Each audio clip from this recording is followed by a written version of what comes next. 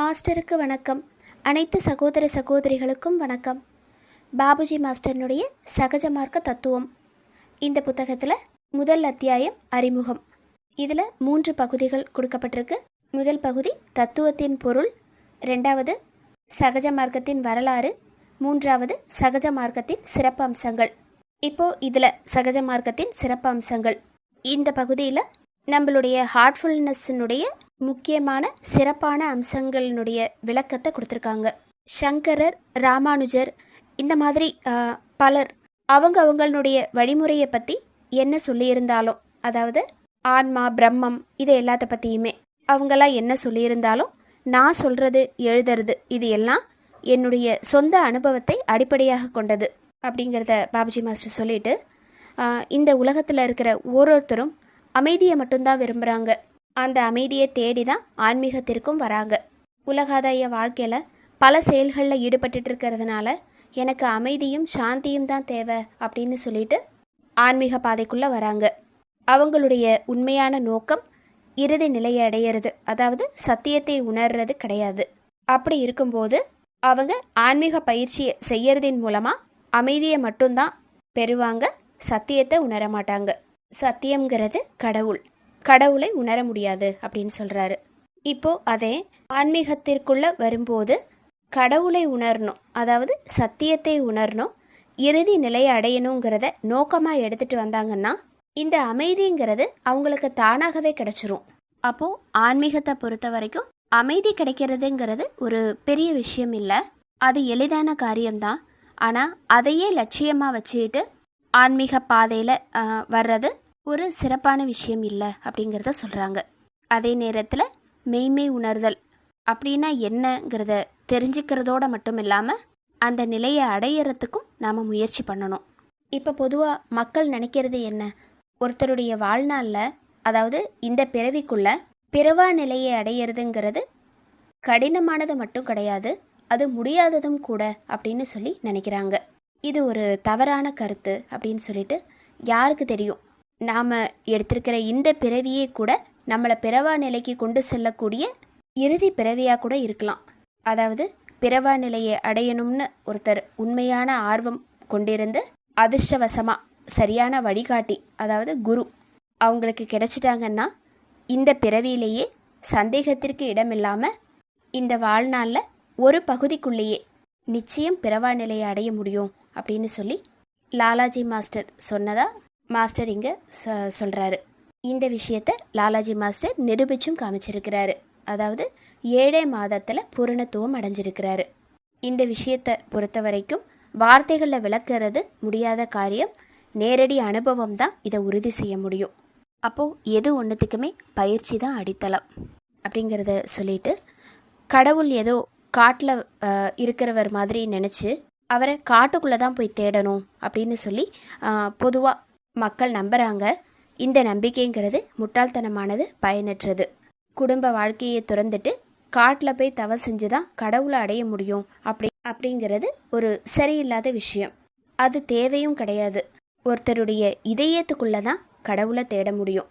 இந்த விஷயத்தை நான் உறுதியாக நம்புகிறேன் அப்படின்னு சொல்லிட்டு, அதோட கூட அப்படி இதயத்தில் தேடுறதுக்கு ஸ்பார்டன் நாட்டு போர் வீரர்கள் மாதிரி தன்னம்பிக்கையும் விடாமுயற்சியும் ஒவ்வொருத்தருக்கும் நிச்சயம் அவசியம்.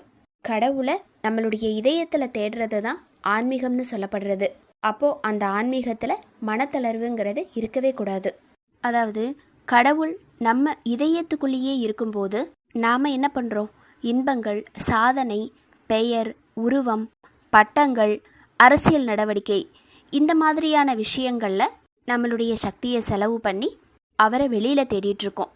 இந்த நிலையில் பரிதாபத்திற்குரிய அந்த கடவுள் நமக்குள்ளே உட்காந்துக்கிட்டு அவர் சொல்கிறாரு, நான் யாரை படைச்சேனோ, யாருக்கிட்ட நான் வசிக்கிறேனோ, யாருடைய வாழ்க்கை என்னுடையதோ, யார் என்னாலேயே வாழ்கிறானோ அந்த ஆசாமி நான் இருக்கிற இடத்த தவிர மற்ற எல்லா இடங்கள்லையுமே என்னை தேடுறான்.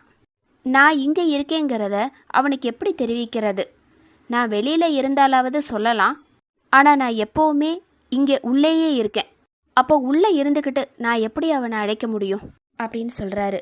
அதாவது வெளியில் இருக்கக்கூடிய ஒரு பொருளை நீங்கள் பார்க்கணும்னு நினச்சிங்கன்னா அதை வெளியில் தான் பார்க்க முடியும். இப்போது உங்களுடைய வீட்டு வாசலில் யாரோ ஒருத்தர் நின்றுட்டுருக்காங்கன்னா அவங்கள கண்ணை மூடிக்கிட்டு பார்க்க முடியாது. அதே மாதிரி உங்களுக்குள்ளே இருக்கிற கடவுளை நீங்கள் பார்க்கணுன்னா அவர் நமக்குள்ளே இருக்கார். அப்போது கண்ணை திறந்துக்கிட்டு பார்க்க முடியாது, கண்ணை மூடிட்டு தான் பார்க்க முடியும். அப்படி பார்க்கும்போது முதல்ல நாம் கடவுளை தேடுறோம். அந்த முயற்சியில் கடைசியில் நம்மளையே நாம் பார்க்குறோம். அப்படி நம்மளை நாமளே உணரும்போது அங்கே கடவுள் தெரிகிறாரு. இதை தான் தன்னிலை உணர்தல், இறை உணர்தல் அப்படின்னு சொல்லப்படுறது. அப்போது கடவுளும் நமக்குள்ளே இருக்கக்கூடிய ஆன்மாவும் கடைசியில் ஒன்று தான் அப்படிங்கிறது. இதை தான் மாஸ்டர் இங்கே சொல்கிறாங்க. இப்போது இதுக்காக ஒருத்தங்க உலகியல் கடமைகள் எல்லாத்தையுமே புறக்கணிச்சிட்டு குடும்ப வாழ்க்கையை துறந்துட்டு வீட்டை விட்டு வெளியில் போய் எந்த குறிப்பிட்ட குறிக்கோளும் இல்லாமல் சுற்றி அலையிறதுங்கிறது எந்த வகையிலையுமே நியாயம் இல்லை. அப்படி குடும்பத்தை விட்டு வெளியில் சுற்றிட்டுருக்கிறவங்க அவங்க ஒரு வைராக்கிய நிலையில் தான் சுற்றுறாங்க அப்படின்னாலும் குடும்ப வாழ்க்கை சம்மந்தமாக, அதாவது உலகாதாய விஷயங்கள் சம்மந்தப்பட்ட உணர்வுகள்லேருந்து அவங்க ஒரு நாளும் விடுபடுறதில்ல. அதாவது அவங்க குடும்பத்தை விட்டு வெளியே போனாலும் குடும்பத்தில் இருக்கிற அந்த சம்மந்தப்பட்ட விஷயங்கள் உணர்வு ரீதியாக அவங்களுக்குள்ள கனெக்டிவிட்டியில் தான் இருக்குது. அப்போது ஆன்மீக பயிற்சியையும் முழுமையாக செய்ய முடியாமல் குடும்பத்தையும் முழுமையாக மறக்க முடியாமல் அவங்க ஒரு ரெண்டு கட்டாலான ஒரு சூழ்நிலையில் தான் இருக்காங்க. இந்த மாதிரி ஒரு நிலையில் ஆன்மீகத்தில் எப்படி சாதிக்க முடியும்?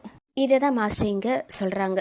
நம்மளுடைய சகஜ மார்க்கத்தை பொறுத்த வரைக்கும் இதனுடைய சிறப்பான அம்சம் என்ன அப்படின்னா, ஓரொரு மனிதனும் அதாவது அவனுடைய சராசரி வாழ்க்கையில் அவனுடைய கடமைகள், பொறுப்புகள் இது எல்லாத்துக்குமே உரிய மதிப்பு கொடுத்து அவனுடைய உலக வாழ்க்கையையும் நடத்திக்கிட்டே ஆன்மீகத்திலையும் சாதனை செய்ய முடியும் அப்படிங்கிறது இங்கே சொல்லப்பட்டிருக்கு. வாழ்க்கையினுடைய 2 அம்சங்கள், லௌகீகம், ஆன்மீகம், இதை இணையாக எடுத்துகிட்டு செல்ல முடியும். இந்த கருத்துக்களை வெறுமனை போதிக்கிறதோடு மட்டுமில்லாமல் இதை பயிற்சியில் கொண்டு அந்த அன்றாட வாழ்க்கையில் செயல்படுத்தவும் செஞ்சிட்ருக்கோம்.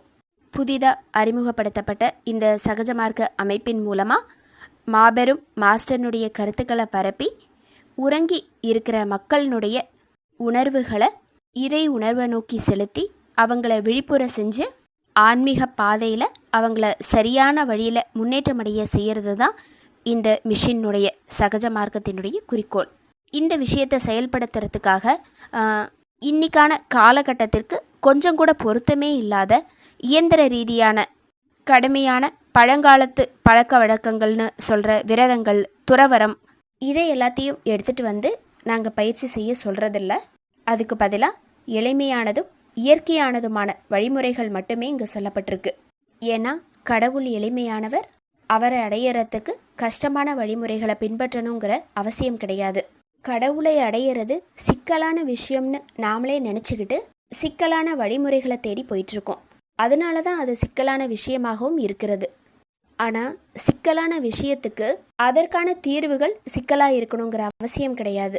அது எளிமையாக கூட இருக்கலாம்.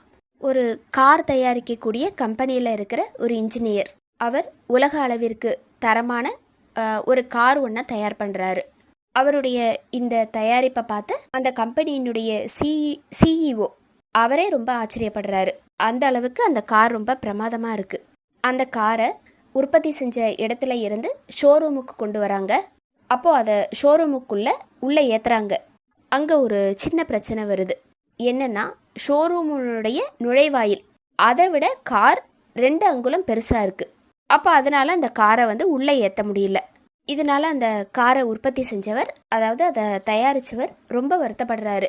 இப்படி ஒரு விஷயத்தை நம்ம கவனிக்காமல் விட்டுட்டோமே அப்படின்னு சொல்லிட்டு. இந்த சூழ்நிலையில் அங்கே சுற்றி இருந்தவங்க ஒவ்வொருத்தரும் ஓரொரு விதமான கருத்துக்களை முன்னாடி எடுத்து வைக்கிறாங்க. இப்படி செய்யலாம், அப்படி செய்யலான்ட்டு. இப்போது இந்த விஷயத்தை அங்கே இருக்கிற ஒரு செக்யூரிட்டி ரொம்ப நேரமாக உத்து பார்த்துக்கிட்டே இருக்கார். பார்த்துட்டு இருந்தவர் தயக்கத்தோட பக்கத்தில் அந்த சிஇஓவை அவரை அணுகி, அந்த நுழைவாயிலில் மாட்டிகிட்ருக்கிற காரை என்னால் எடுக்க முடியும், அந்த காருக்கும் எந்த பாதிப்பும் இல்லாமல் கட்டடத்துக்கும் எந்த பாதிப்பும் இல்லாமல் என்னால் செய்ய முடியும் அப்படின்னு சொல்கிறாரு. அதாவது அந்த காரை உள்ளே நுழைச்சிட்டாங்க. அப்போது அந்த காரு உள்ளேயும் போக மாட்டேங்குது, வெளியிலையும் வரமாட்டேங்குது. அந்த மாதிரியான ஒரு சூழ்நிலையில் தான் இருக்குது. இப்போது அந்த இடத்துல இருந்த எல்லாருமே ஆச்சரியப்படுறாங்க. இவ்வளோ ஒரு டேலண்ட்டாக இருக்கிற யாராலையுமே பண்ண முடியல, ஒரு சாதாரண செக்யூரிட்டியால் என்ன பண்ணிட முடியும் அப்படின்னு சொல்லிட்டு. அப்போது வேறு வழி இல்லாமல் அவருக்கு அனுமதி கொடுக்குறாங்க. அப்போ அவர் என்ன பண்ணுறாருன்னா, அந்த காரில் இருக்கிற 4 டயரில் இருக்கிற வால்வை கலட்டி காற்றை பிடுங்கி விடுறாரு. அப்படி காற்றை பிடுங்கும்போது 2லேருந்து 3 அங்குலம் வரைக்கும் கார் அப்படியே கீழே இறங்குது. இப்போ சொல்கிறாரு, இனிமேல் நீங்கள் ஈஸியாக காரை வெளியில் எடுக்கலாம் அப்படின்னு சொல்லிட்டு. அங்கே இருந்தவங்க எல்லாருக்கும் ரொம்ப சந்தோஷம். அதாவது சிக்கலான விஷயம்னு நாம் நினச்சிட்ருக்கிற எல்லாத்துக்குமே தீர்வுங்கிறது ரொம்ப எளிமையாக இருக்கும். இதே மாதிரி தான் நம்மளுடைய வாழ்க்கையில் நம்மளுடைய மனதை பயன்படுத்தி கஷ்டமான விஷயங்களுக்கு கூட ஈஸியான முறையில் தீர்வு காண முடியும். இந்த விஷயந்தான் ஆன்மீகத்திலையும் வருது. நம்மளுடைய சகஜ மார்க்கத்தில் சொல்லப்பட்டிருக்கிற எளிமையான ஆன்மீக பயிற்சிகள், அதை செய்யறதின் மூலமாக இந்த உலகத்தில் நமக்கு சிக்கல் கொடுக்குற பல விஷயங்களுக்கு தீர்வு காணறதோட மட்டும் இல்லாமல் ஆன்மீக பாதையிலையும் உயர்ந்த நிலையை அடைய முடியும் அப்படிங்கிறத தான் மாஸ்டர் இங்கே நமக்கு சொல்கிறாங்க. அப்போது கடவுள் கடவுளை அடையிறது ரொம்ப கஷ்டமான விஷயம். அதுக்கு நம்ம கஷ்டமான வழிமுறைகளை தான் பின்பற்றணும். அப்படிங்கிறது போக நம்மளுடைய சகஜ மார்க்கத்தில் சொல்லப்பட்ட எளிமையான ஆன்மீக பயிற்சிகளை பக்தி ஸ்ரத்தையோட தவறாமல் செஞ்சு வரும்போது அந்த நிலையை, இறுதி நிலையை அடையிறது ரொம்பவும் எளிமையாயிடுது. இந்த விஷயத்தை லாலாஜி மாஸ்டர் வாழ்ந்தே காமிச்சிருக்கிறாரு. அப்போது இங்கே விடாமுயற்சி, தன்னம்பிக்கை, பயிற்சி இது எல்லாமே தான் தேவைப்படுது. ஆன்மீகத்தில் முழு சுதந்திரம், ஆன்மாவினுடைய சுதந்திரம் அல்லது பிறவாநிலை, இதை அடையிறத பொறுத்த வரைக்கும் மனிதன் அணுகக்கூடிய உச்சக்கட்ட எல்லை வரைக்கும் நம்மளை கொண்டு செல்லக்கூடிய பாதைங்கிறது ராஜயோகம் மட்டும்தான். அப்போது இந்த ராஜயோக அமைப்பிற்கு எல்லாருமே வந்தே ஆகணும். இந்த விஷயத்தை பண்டை காலத்தில் அவங்க மட்டும் இல்லாமல் இன்னைக்கு கால மகான்கள் கூட ஒத்துட்ருக்குறாங்க. நம்மளுடைய சகஜ மார்க்கம் ராஜயோகத்தோட அதிகமான அளவுக்கு ஒத்துப்போகுது. அதாவது ராஜயோகத்தில் சொல்லப்பட்ட பயிற்சி முறைகளை இன்னைக்கு காலகட்டத்துக்கு தகுந்த மாதிரி சில திருத்தங்களையும் மாற்றங்களையும் சகஜ மார்க்கம் கொண்டு வந்திருக்கு. அப்போது எல்லாராலையும் இதில் சொல்லப்பட்ட எளிமையான பயிற்சியை செய்ய முடியும், அதில் வெற்றியும் கிடைக்கும் அப்படின்னு சொல்கிறாங்க. சகஜ மார்க்க பயிற்சி முறையில் அபியாசியை வழி நடத்தி செல்றதுக்கு மாஸ்டர்னுடைய உதவி முக்கியமான அம்சம். அந்த வாழக்கூடிய மாஸ்டர் பிராணாகுதின்னு சொல்லப்படுற யோக முறையால் தன்னுடைய சக்தியை ஆன்மீக ஆர்வலர்னுடைய இதயத்தில் பாய்ச்சிறாரு. அப்போது அந்த தகுதியுடைய வழிகாட்டி அவர் கிடைக்கிறது தான் இங்கே அவசியமான ஒன்று. மாஸ்டர் தன்னுடைய அந்த யோக சக்தியை பயன்படுத்துறதின் மூலமாக அபியாசிக்குள்ள செயலற்று இருக்கிற சக்திகளை எழுப்பி செயல்பட செய்கிறாரு. ஆன்மீக பயணத்தை துரிதப்படுத்துகிறாரு. அதோட பிராணகுதி மூலமாக இறை சக்தியினுடைய பிரவாகத்தை மாஸ்டர் அபியாசியினுடைய இதயத்தில் திருப்புறாரு.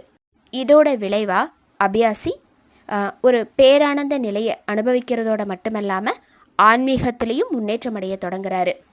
இப்போது இந்த நிலையில் ஒரு அபியாசி எதிர்பார்க்குற அமைதி, சாந்தம் இது எல்லாமே கிடைக்கப்பெறுது. ஆனால் நம்மளுடைய இலக்குங்கிறது இந்த அமைதியோ சாந்தமோ கிடையாது. இறுதி நிலையை அடையிறது, கடவுளோட ஐக்கியமாகிறது.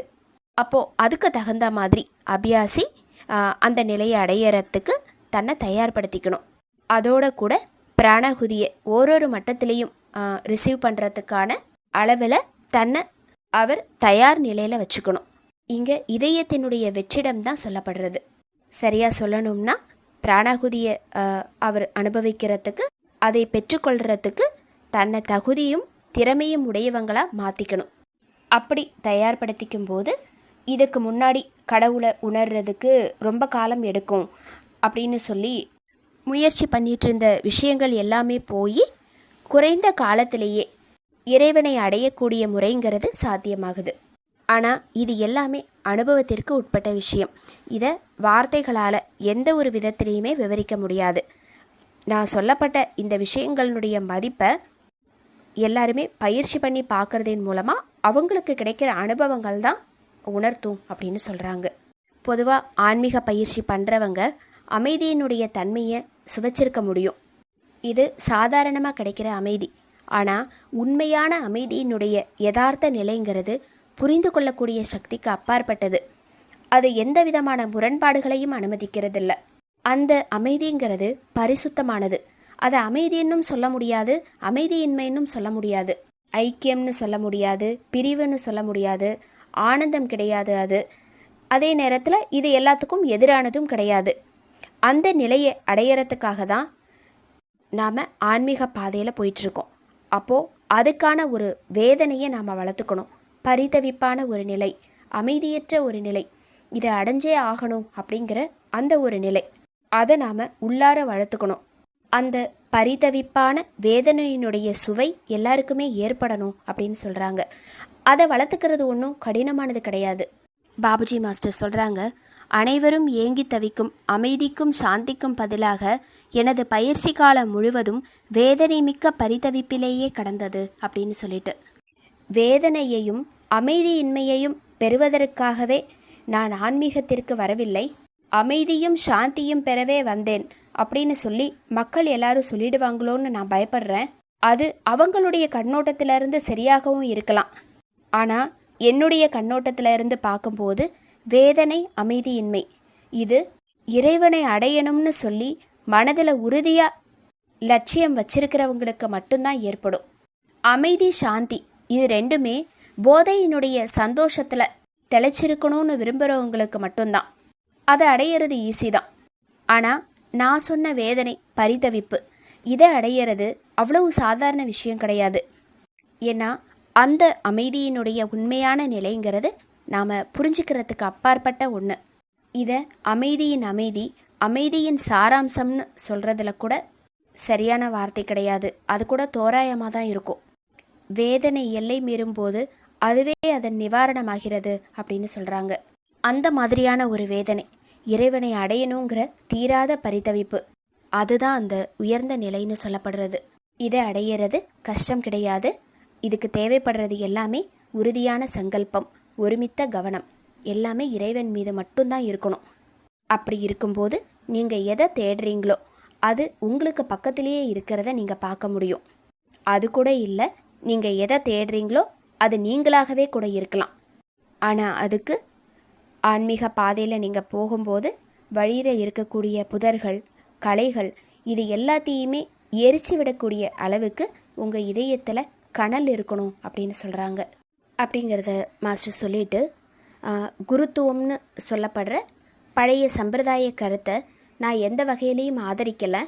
நம்மளுடைய சகஜ மார்க்கத்தில் ஒரு சகோதரத்துவ பாவனையில் தியாகம், சேவை மனப்பான்மையோட தேவைப்படும் போது ஒருத்தருக்கொருத்தர் உதவி செஞ்சுக்கிற மாதிரி இருக்கணும். அப்போது இந்த விஷயமும் நம்மளுடைய மார்க்கத்தில் சொல்லப்பட்டிருக்கு.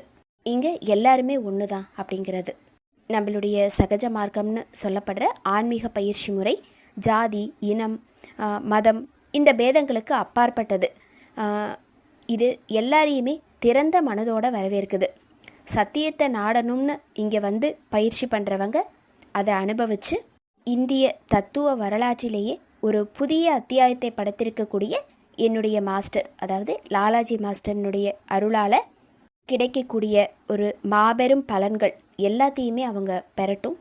உன்னதமான மாஸ்டர்னுடைய அருள்மிகு மேற்பார்வை அது மனித பிறவியினுடைய குறிக்கோளை நிறைவேற்றத்துக்கும் இறுதி லட்சியத்தை அடையிறதுக்கும் நம்மளை வழிநடத்தி செல்லட்டும் அப்படின்னு சொல்லி இந்த பகுதியை மாஸ்டர் முடிச்சிருக்காங்க. அதாவது சகஜ மார்க்கத்தினுடைய சிறப்பு அம்சங்கள் அப்படின்னு சொல்லப்படுறது ஆன்மீகம், லௌகீகம் இது ரெண்டுத்தையுமே ஒருமிச்சு எடுத்துகிட்டு போகிறது. உலக வாழ்க்கையை விட்டுட்டு காட்டுக்கு போய் ஆன்மீகத்துக்குன்னே தனியாக நாம் நேரத்தை ஒதுக்கணும் அப்படிங்கிற அவசியம் கிடையாது. வாழ்க்கையில் எல்லா கடமைகளையும் நாம் செஞ்சுக்கிட்டே ஆன்மீகத்திலையும் உயர்ந்த நிலையை அடைய முடியும். இதை வாழ்ந்தே காமிச்சிருக்கிறாரு லாலாஜி மாஸ்டர்.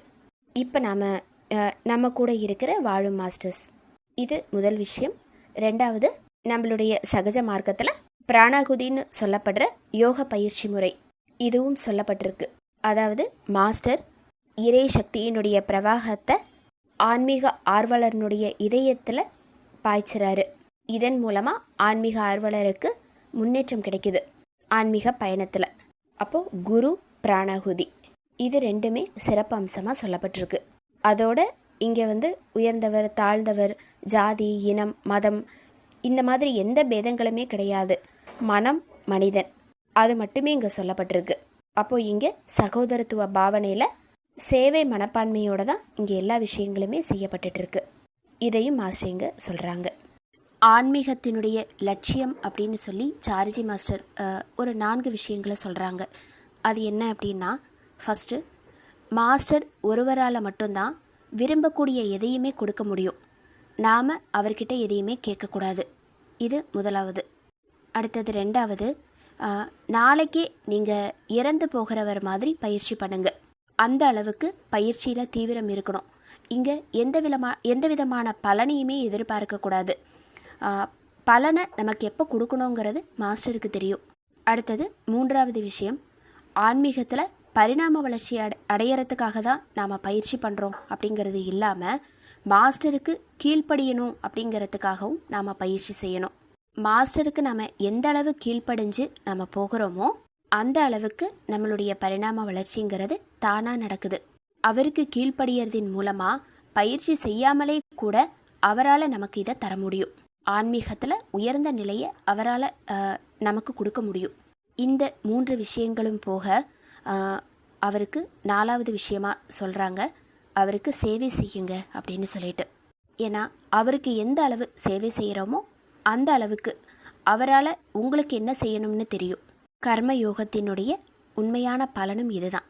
பலனை எதிர்பார்க்காதே அப்படிங்கிறது.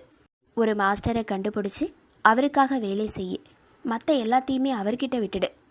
அவர் எனக்காக கவலைப்படுறாரு, நம்மளை பார்த்துக்கிறதுக்கு அவர் இருக்கிறாரு அப்படின்னு தெரியும் போது, அப்படி தெரிஞ்சுக்கிட்டு அவருக்காக முழுவதுமாக பணி செய்யுங்க. அந்த அதி உன்னதமான நம்பிக்கை இருக்கும்போது பலனை எதிர்பார்க்காம நம்மளால் பணியாற்ற முடியும் அப்படிங்கிறத சொல்கிறாங்க.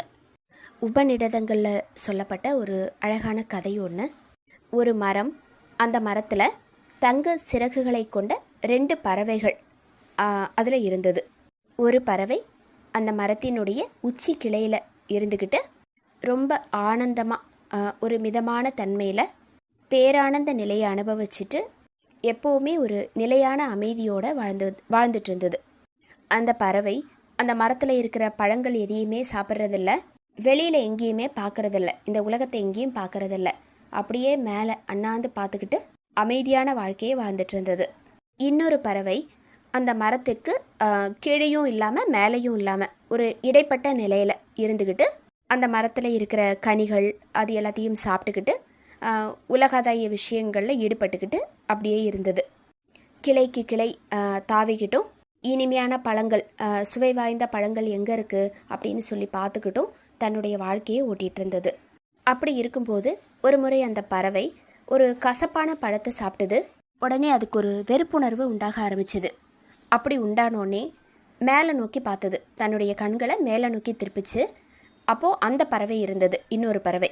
அந்த பறவையை பார்த்தோன்னே இது மட்டும் எப்படி ஆனந்தமாக இருக்குது, அப்போ நாமளும் அங்கே போகணும் அப்படின்னு சொல்லி நினச்சிட்டு மேல் நோக்கி போக ஆரம்பிக்குது. அப்படி மேல் நோக்கி போக ஆரம்பிக்கும்போது ஒரு 2 கிளை தாவின உடனே அங்கே கொஞ்சம் இனிப்பான பழங்கள் இருந்தது. அதை சாப்பிட ஆரம்பிச்சிருச்சு.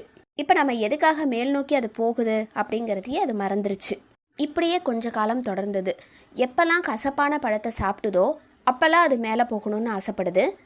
கொஞ்சம் மேலே போன உடனே இனிப்பான பழம் கிடச்சிருச்சு அப்படின்னா உடனே திருப்பி அதே இடத்துலையே இருக்க ஆரம்பிச்சிருது. இப்படியே கொஞ்ச நாள் தொடர்ந்தது.